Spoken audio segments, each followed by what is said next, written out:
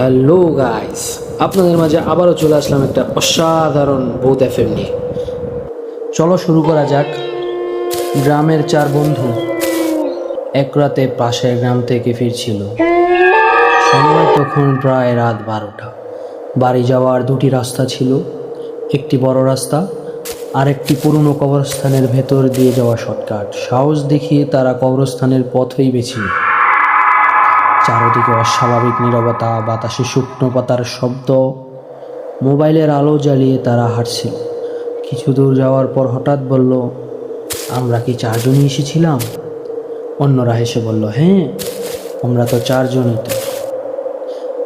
কিন্তু কয়েক মিনিট পর আরেকজন লক্ষ্য করল, সামনে 5টা ছায়া দেখা যায়। সবাই থেমে গেল। 1, 2, 3, 4, সত্যিই তো 5টা ছায়া। তারা দ্রুত পেছনে তাকালো, কেউ নেই। ভয় পেয়ে হাঁটার গতি বাড়িয়ে দিল, কিন্তু যতই তারা হাঁটে 5 নাম্বার ছায়াটা তাদের সঙ্গে সঙ্গেই চলে।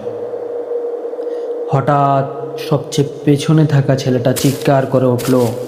সে বলল, আমার কাঁধে কে হাত দিল? কিন্তু তার পেছনে তখন কেউ ছিল না। এবার সবাই দৌড় শুরু করলো। কবরস্থানের শেষ মাথায় পৌঁছে যখন তারা থামলো, তখন দেখলো তাদের মধ্যে একজন নেই।